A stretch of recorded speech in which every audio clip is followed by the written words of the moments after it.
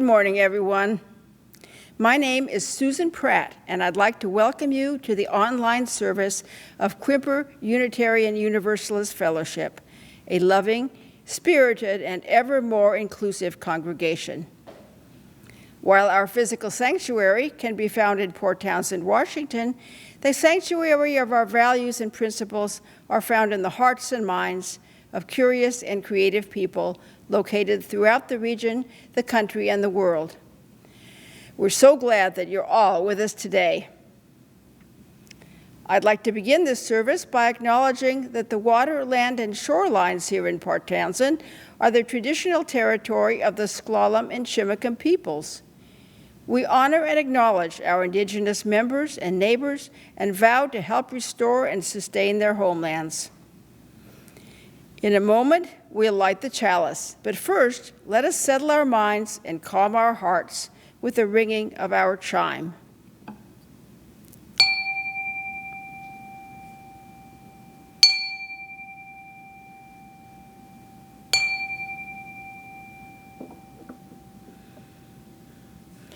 Please join us now in our call to community, Simple Gifts.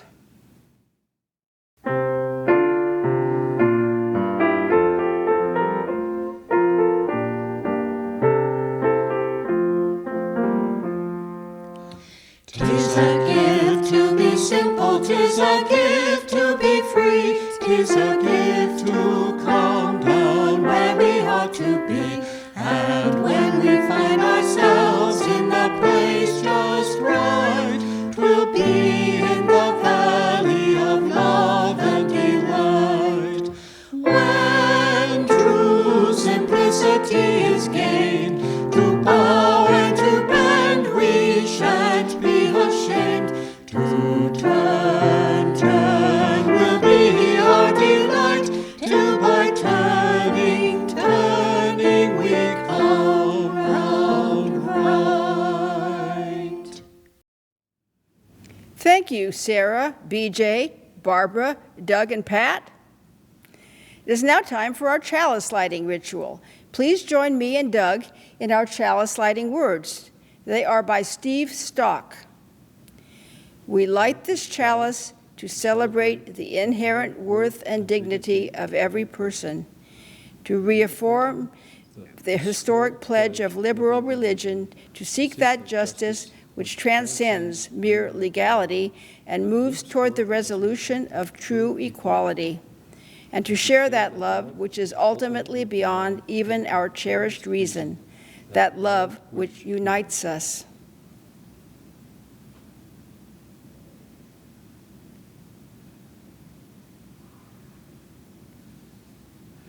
Our opening words are by Sunshine Jeremiah Wolf.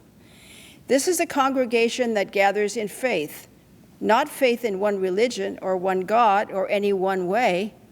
We gather in faith in the power of diversity, the power of love, and the hope of a world transformed by our care. We gather in faith in ourselves and those around us, not a faith that requires perfection or rightness in one another, rather, a faith that in our shared imperfection, we may learn to stumble and fall together. Faith that we will help one another to rise and to try again and again.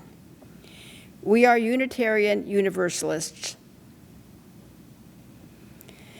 And what I'd like to do now is acknowledge and welcome those of you who are visiting us this morning. You are invited to say hello in the comments section. Tell us your name and where you're from. We also hope you'll join us for our virtual coffee hour after the service. If you don't have that link, it will be posted in the chat section at the end of the service. And if you find this service useful or inspirational, hopefully both, please share the link with your friends and family. So welcome, everyone. We're glad you're with us today. Now we will receive our offering. Today, the collection will go towards the Red Cross in Haiti. The Haitian Red Cross teams are still very active in the wake of a 7.2 magnitude earthquake that struck Haiti on August the 14th. There have been at least 4 significant aftershocks, killing over 2,000 people, injuring over 6,000 people and destroying the homes of over 75,000 people. It will take a long time to address the suffering being felt by the Haitians. If you'd like to donate to this cause today, you have 3 options. Text the amount you'd like to give to the number now showing at the bottom of the screen. Go to our website, quuuf.org, and click on the Giving link, or simply mail a check to QUUF. Just remember to put Red Cross in the memo line. We will now gratefully receive your offering as we listen to Tiny Lights by Coco Love Alcorn. The photography is by member Ida Domizlicki.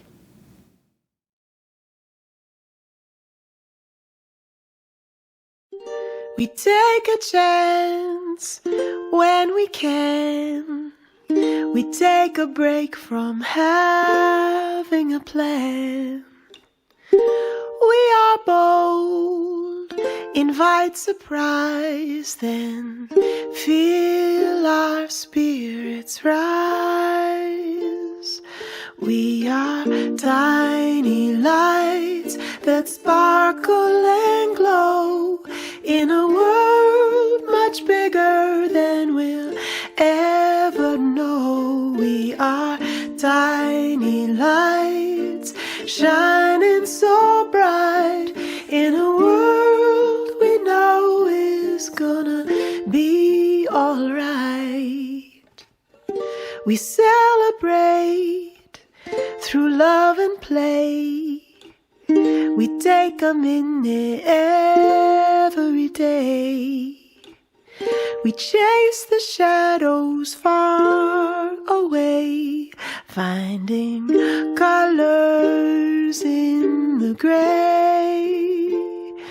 We are tiny lights that sparkle and glow in a world much bigger than we'll ever know. We are tiny lights shining so bright in a world we know is gonna be alright. If you try and I try and we try, we can light each tiny light. If you try and I try and we try, we can light the world tonight. We are tiny lights that sparkle and glow in a world much bigger than we'll ever know. We are tiny lights shining so bright in a world we know is gonna be alright. Yeah, we know the world is gonna be alright, 'cause we got all these tiny lights.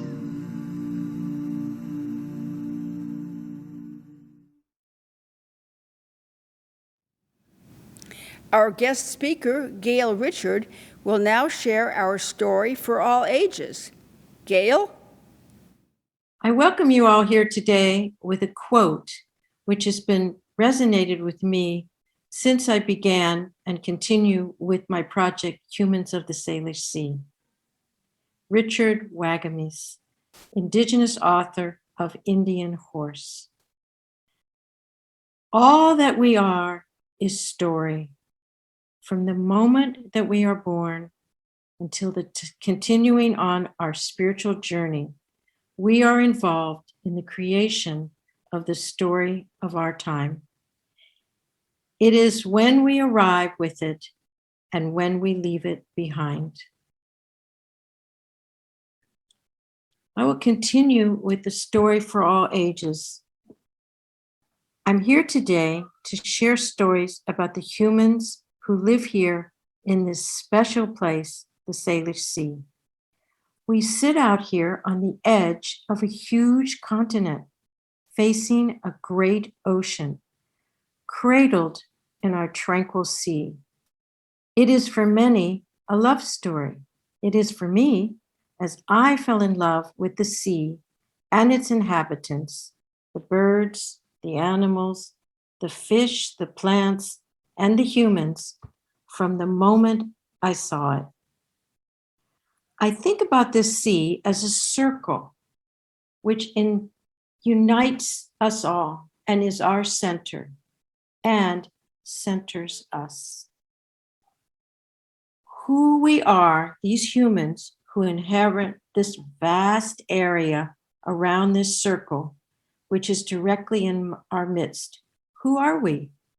To me, the humans who live here are unique because humans are of their place, and this place is magical. We all, indigenous, settlers, immigrants, and adventurous, are adventurous, brave folks who are ingenious and have perfected the art of improvisation. So let me start with the very first story from my very first human of the Salish Sea, Morten Lauridsen of Waldron and San Juan Islands. I met him when he directed our choir in Friday Harbor, singing Sure on this Salish Sea, poem by James Agee and musical arrangement by Lauritzen. The poem expresses the poet's response to a night of marveling inspiration. The poem says, sure on this shining sea of star-made shadows round. Composer Lauritzen has described this moment as the wondrous awe that one has being within nature. In this promotional video clip, which follows, we are introduced to Lauritzen, and he introduces us to our star, the Salish Sea.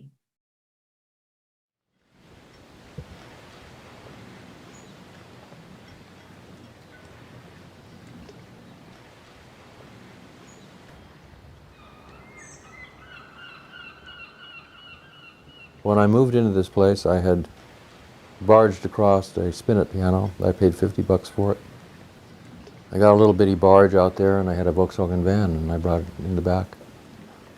We were very low in the water, and the captain of the barge said, "How come we're so low? What you got in there, a piano?" And of course, when we hit the beach, I popped open the back of my Volkswagen van, and there was a piano in there.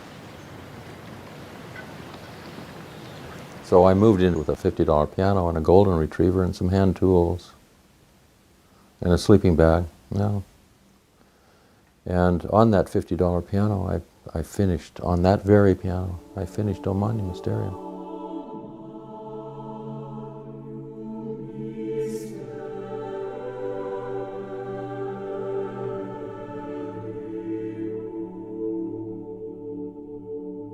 Morten Lauridsen seems to me one of the few living composers who I would call great. He is one of the few composers who I have conviction will be performed 100, 200 years from now. His music has a kind of authority as well as a beauty. He seems to recapitulate the entire history of Western choral music in his compositions, which still seem fresh and contemporary.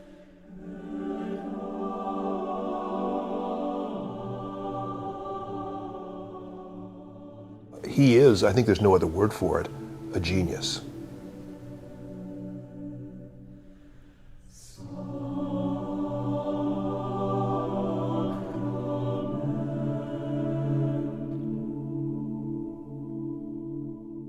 Sure, on this shining night,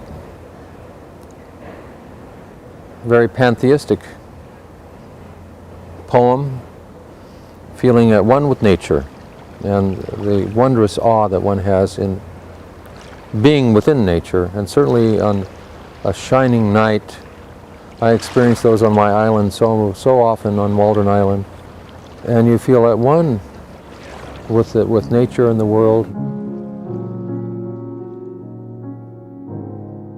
And there was this one chord that he played that I will never forget. That's when I went, oh my God, I'm in the presence of greatness.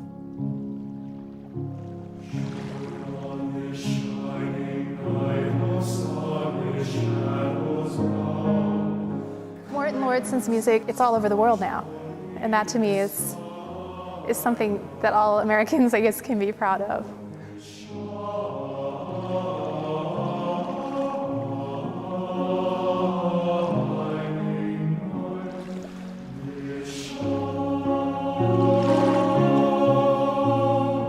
Das erste Mal, dass ich meine Begegnung mit Morten Lauridsen gemacht habe, I listened to this music and I was completely thrilled. I never heard in my life such beautiful music.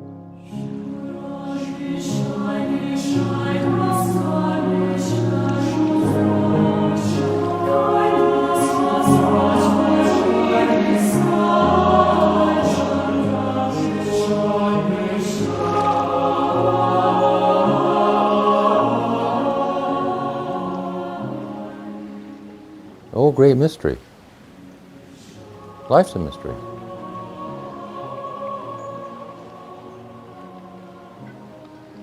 I'm right on the water. I'm looking west. I'm looking towards Canada on Cowlitz Bay. This is the greatest thing that ever happened to me in my whole life.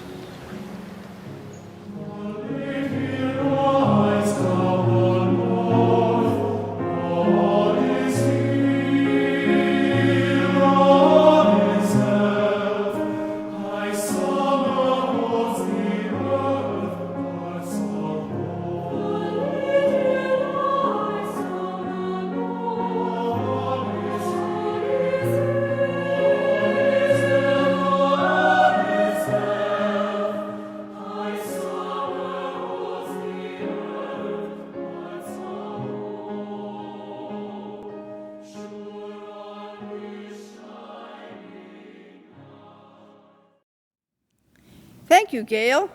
That was wonderful. We will now share our joys and sorrows, recognizing that our personal joys and sorrows are only a fragment of the joys and sorrows of the larger community of life. And thus, we place this first stone, thinking in particular of the Salish Sea and all who are sustained by it, human and non-human alike. Like much of the planet, it is undergoing the stresses of increased pollution, acidification, and warming temperatures. May we find the will and resources to do all we can do to protect this font of beauty and life. And now, within the congregation, we light this first candle for the Bonsali family. First, for their joy. Kierat's knee surgery went well, and his rehab has progressed well enough for him to return home. And now for the sorrow, Kierat's wife, Judith, fell at their friend's house on August 10th, cracking her C5 vertebrae and bruising the major artery going to the brain.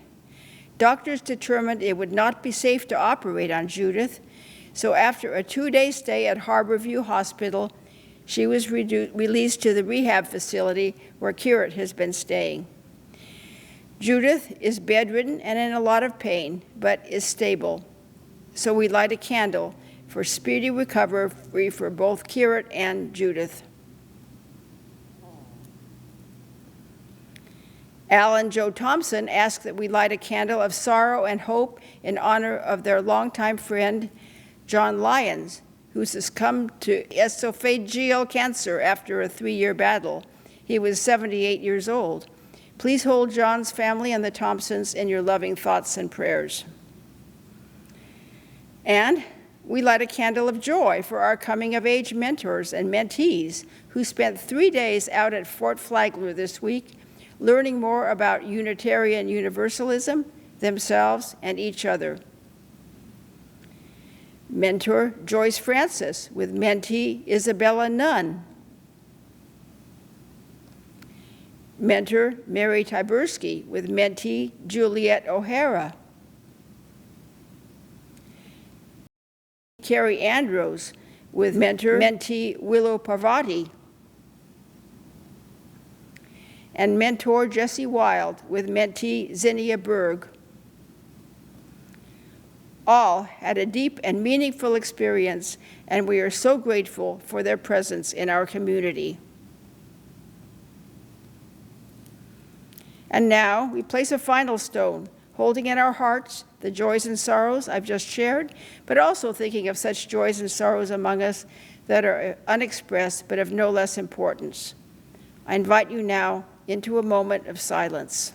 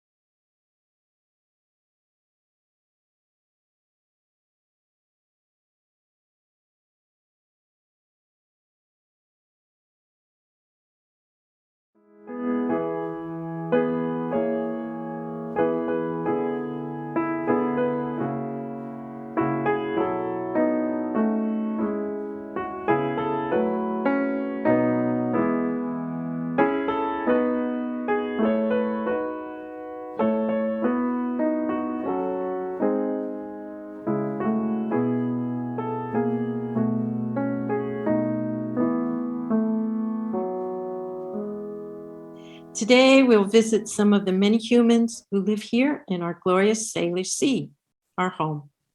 These stories tell our communal story, individual stories, and they can unite us for better communication and understanding within our shared special part of the world. Our special music today is It's a Wonderful World by Bob Thielel and George David Weiss, and Geoff Fong on ukulele.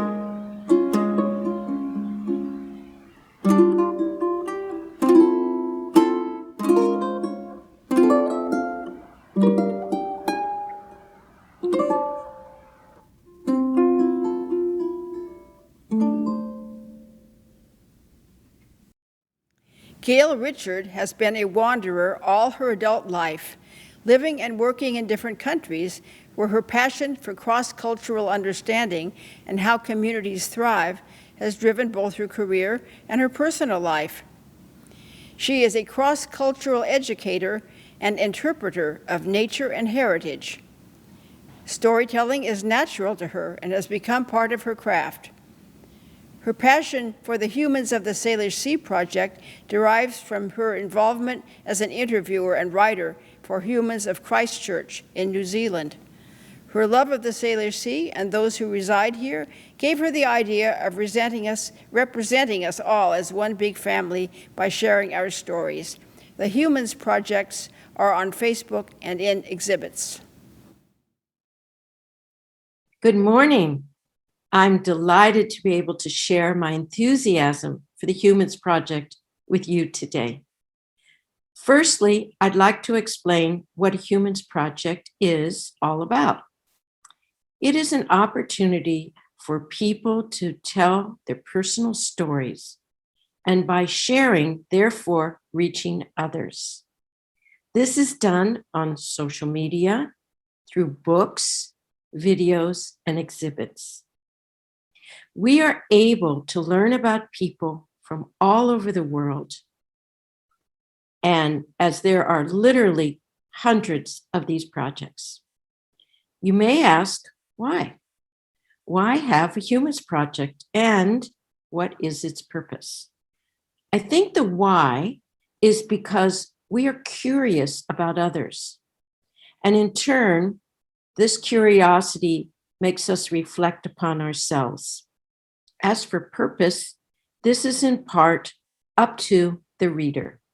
Storytelling is, in and of itself, brings joy, entertainment, and information, and creativity to our lives. For this project, the storytelling is our connection to others. The Human Project started in New York City. Humans of New York began as a photography project in 2010. The initial goal was to photograph 10,000 New Yorkers on the street and create an exhaustive catalog of the city's inhabitants.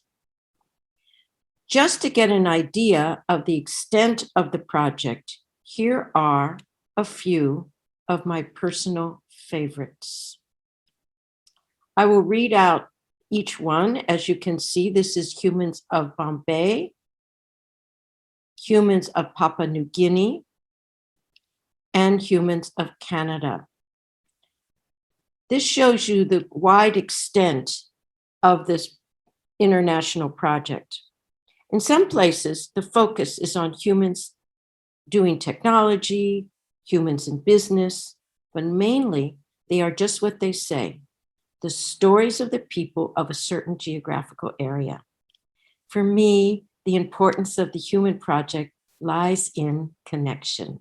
I ask myself, how can we find out about others who share our environment? Who are these people? Are they like me? Do we share the same goals, the same dreams? Most of all, for me, what is their essence? What is unique about each and every one of them? I believe it is not what we achieve in life that makes us stand out, but who we are. And who we are affects what we achieve. So I've avoided quote unquote famous people and focused just on people, all kinds of people who are willing to share their stories. Whatever it may be, wherever they are. From these stories, I feel more human, more connected, and have an appreciation of each and every one of them who participated. The Human Project is of the heart because we speak from our hearts. And when we share our hearts, we are sharing our hearts and souls. For me, this is the place of my heart, the Salish Sea. So here's the story of my journey into the Humans Project. And as it turns out, it's also a story about COVID adaptation. That was something quite unexpected. In 2019, I returned to New Zealand to do some work in interpretation. I'd been there several times before and had developed wonderful relationships with my colleagues there. When I arrived in Christchurch, South Island, I was naturally exhausted and very, very jet lagged. The first thing I did when I arrived at last in my temporary home was to set up my computer. And the first thing that I saw on Facebook was a local friend announcing an event that very evening. That event was an opportunity to meet some of the humans of Christchurch, complete with slideshow, talks, and of course, food. I thought to myself, well, I would like to see this friend, Sarah, and maybe I could travel into town to the venue, which was at the library, and see her. But I was so exhausted and jet lagged that I just gave up the idea. I had a spectacular view from my window at Lyttelton Harbor outside Christchurch. From my window, as I gazed out, I saw a city bus rambling down a hill towards my new digs. I thought no further. I grabbed my bag, I rushed out to the bus stop, and I jumped on the bus. I'd never taken a bus before from that location, but I figured there'll be a central bus station, which there was, and somebody on the street of Christchurch could direct me to the library, which they did. Here I am with Sarah after surprising her in a fit of laughter and joy for us both. You can see I was pretty much a wreck. And so I sat and I watched the presentation and I met some humans, enjoyed the experience, and yes, had something delicious to eat. Now, what was this human thing all about? I didn't know at that point, but I found out in that presentation as I have described it to you. Sarah knew my skill set as we had worked together before and asked if I'd like to join the team as an interviewer and writer. Well, I gave a resounding yes. My first interview was with Ken, a survivor of sexual abuse, which began when he was very young. He had some rough years. He got arrested. He nearly killed someone. All that rage and confusion affecting who he was. But luckily, Ken found a way to help others and heal. He now runs a national recovery program for men who have had such experiences. It was a tough interview. And I was glad it was my first interview because I learned right away how to ask the right questions and show the empathy I was feeling as I was gathering the story. This story turned out to be the biggest success up to that point for Humans of Christchurch because Ken was brave and shared so much. And luckily, I could put his words into a story that people could digest. As we know from New York, Humans projects have involved going up to people on the street and sharing the concept and asking them if they would share their story. This is Elizabeth, whom I saw in Cathedral Square selling bags. She's from Bolivia, and I'd bought one of her bags when I realized I could ask her if I could interview her for the project. She agreed, and I was delighted because I'm fascinated with immigrant stories. The next few months in New Zealand were wonderful, and I developed my skills with these special humans. Fast forward to my return to the States in February 2020. I loved the Human Project, loved working with my team members, my partner Neil, the photographer, the other writers and photographers. I just loved it all. Now that I was back, I could not get it out of my mind. What if I thought I could start a project, assemble a team of interviewers and photographers, and focus it on the Salish Sea? What if the project encompassed the entire Salish Sea, 2 countries, numerous islands, mainlands, where towering mountains and rainforests abounded. I knew it was a monumental task because of the geographic area, but I wanted to have a go. So I went first to Friday Harbor, planning to spend about a month in the islands and on the US mainland, finding team members. My plan was then to go to Victoria to do the same thing. The photographers came easily, but finding interviews with the skill, the time, and the interest proved impossible. I was not deterred. Well, I thought I will do the interviews slowly, and after time, more interviewers would come. I was moving forward to depart on March 23rd for Victoria. Well, you know the outcome of that plan. The border shut on March 21st, and there I was in Friday Harbor. Now, this is the COVID bit. I figured I could do the interviews by phone, record them, transcribe them, and as long as I had a good photographer or photographers who could take the pictures outdoors, we could start on Facebook and go from there. Happily, I found wonderful photographers who made the project possible. This is Steve Lustig of Victoria, Jim Maya of San Juan Island, and Bob Stavers of Friday Harbor, also San Juan Island. Let's pause here to talk about the Salish Sea. The naming of this place occurred in 2009, 2010.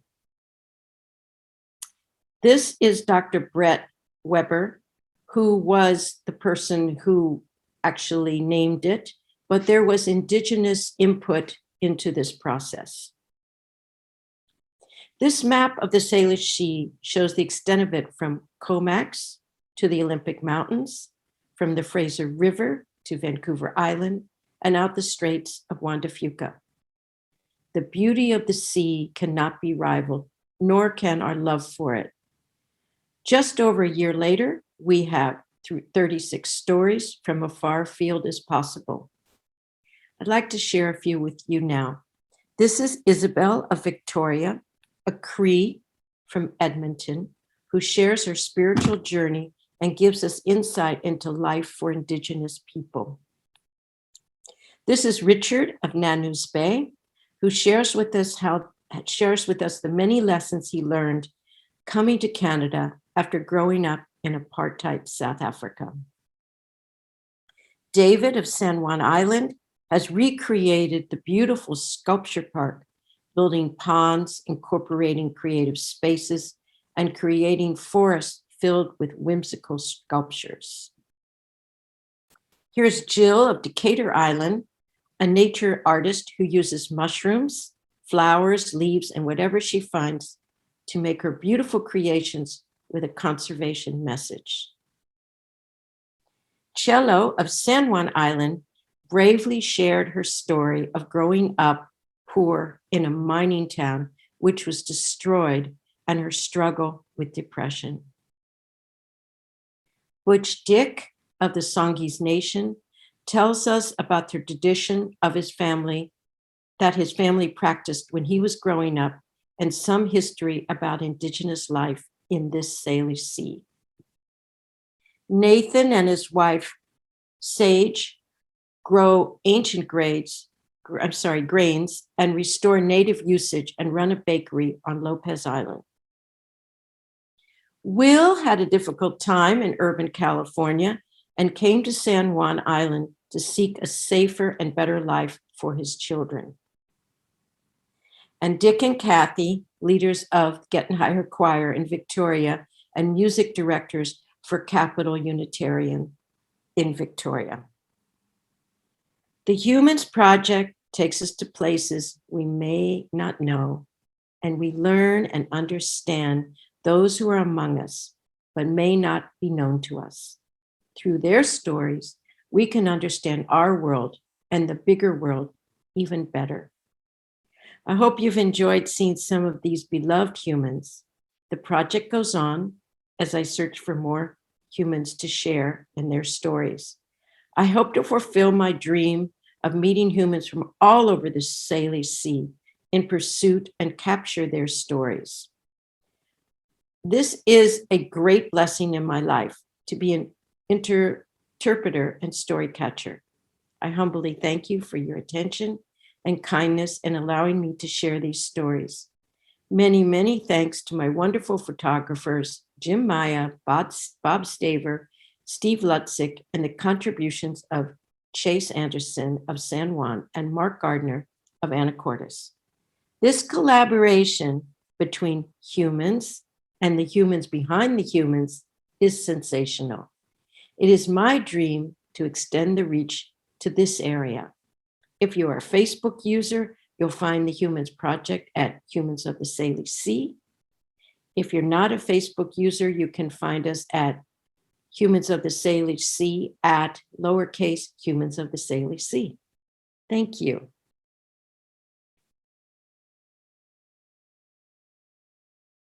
From you I receive, to you I give. Together we share, and from this we live.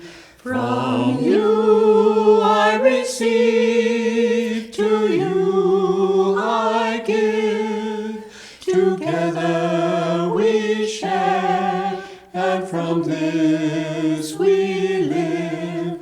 From you I receive, to you I give. Together we share, and from this we live. From you I receive, to you I give.